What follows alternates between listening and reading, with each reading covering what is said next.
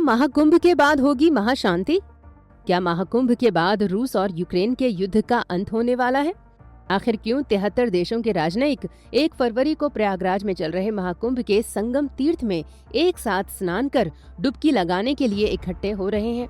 क्या इसके पीछे मोदी योगी की कोई ऐसी विश्व नीति है जिसके बाद रूस के व्लादिमीर पुतिन और यूक्रेन के जेलेंस्की भी महाकुंभ के महापवित्र संदेश को सुनकर युद्ध रोक देंगे? दोस्तों, ये खबर पक्की हो चुकी है कि 1 फरवरी को संगम में एक साथ 73 देशों के राजनयिक एक साथ संगम में डुबकी लगाने के लिए आ रहे हैं। इन देशों में अमेरिका, जापान, रूस, जर्मनी, पोलैंड, स्वीडन और बोलिविया के राजनयिकों के आने की खबर है। 73 देशों के प्रतिनिधि एक साथ संगम में पहली बार नजर आने वाले हैं। ये सभी अपने देशों के राजनयिक हैं, जिनका अपने देशों की सरकारों की नीतियों पर गहरा प्रभाव पड़ता है। हाल के वर्षों में बहुत ही कम ऐसे वैश्विक सम्मेलन हुए हैं जब एक साथ 73 बड़े देश, जिनमें सुपर पावर अमेरिका और रूस भी एक साथ शामिल हुए हों।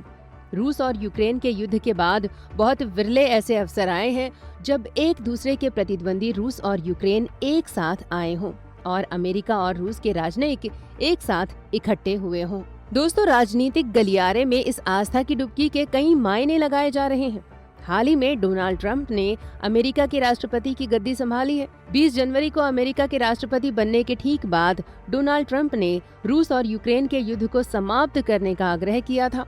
रूस के राष्ट्रपति व्लादिमीर पुतिन और यूक्रेन के मुखिया जेलेंस्की ने तुरंत अमेरिकी राष्ट्रपति के इस बयान पर सहमति जता दी थी।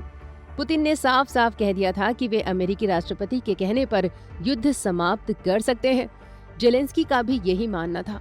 लेकिन दोस्तों, अब ये युद्ध कैसे समाप्त किया जाए, इसके लिए अमेरिका समेत रूस और यूक्रेन के राजनयिकों की मीटिंग तय नहीं हो पाई है। शायद आपको याद होगा कि रूस के राष्ट्रपति पुतिन और यूक्रेन के राष्ट्रपति जेलेंस्की ने कई बार कहा था कि उनके देशों के बीच के युद्ध को खत्म कराने में प्रधानमंत्री मोदी अहम भूमिका निभा सकते हैं, क्योंकि पुतिन और जेलेंस्की दोनों को मोदी पर भरोसा है। लेकिन दोस्तों, विदेशी मामलों के जानकारों की माने तो मोदी उस पल का इंतजार कर रहे थे जब अमेरिका में उनके दोस्त डोनाल्ड ट्रंप राष्ट्रपति के पद पर बैठ जाएं।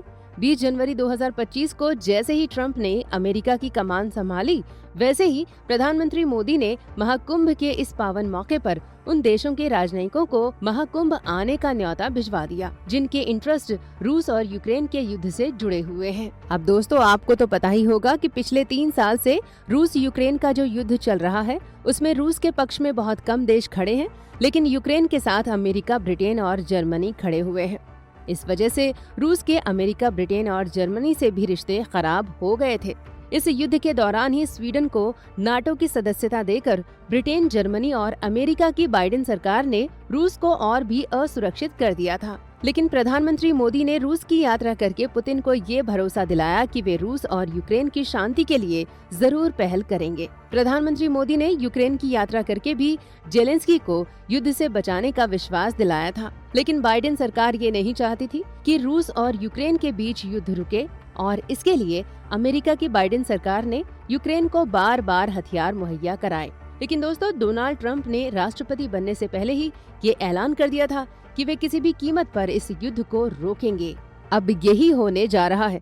कहा जा रहा है कि संगम में डोनाल्ड ट्रंप का संदेश लेकर अमेरिकी राजनयिक आएंगे और वहीं पर रूस और यूक्रेन के बीच शांति समझौता कराने के लिए ब्रिटेन और जर्मनी मोदी के प्रयासों से आएंगे। खबर है कि 1 फरवरी के दिन संगम में जब ये सारे राजनयिक डुबकी लगाएंगे, तो इसके बाद ही रूस और यूक्रेन के बीच शांति समझौते के लिए प्रयास तेज कर दिए जाएंगे। दोस्तों, वैसे भी महाकुंभ के दौरान सारी दुनिया के लोग लगातार आ रहे हैं।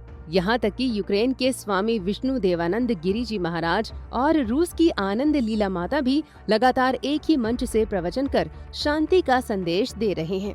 आनंद लीला माता तो जूनागढ़ अखाड़े की महामंडलेश्वर भी हैं। उनकी तरह ही यूक्रेन से आए स्वामी विष्णु देवानंद गिरी जी महाराज भी महामंडलेश्वर के पद पर आसीन हैं।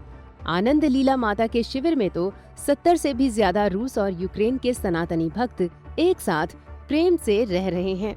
अब दोस्तों, ऐसे में 73 देशों के राजनयिकों के संगम में आने के बाद विश्व शांति की उम्मीद पहले से बढ़ गई है। अगर वास्तव में महाकुंभ के मेले से रूस और यूक्रेन के बीच युद्ध की समाप्ति की आशा साकार होती है, तो निश्चित तौर पर रूस और यूक्रेन के बीच युद्ध रोकने में मोदी के साथ साथ योगी के योगदान को भी दुनिया याद रखेगी।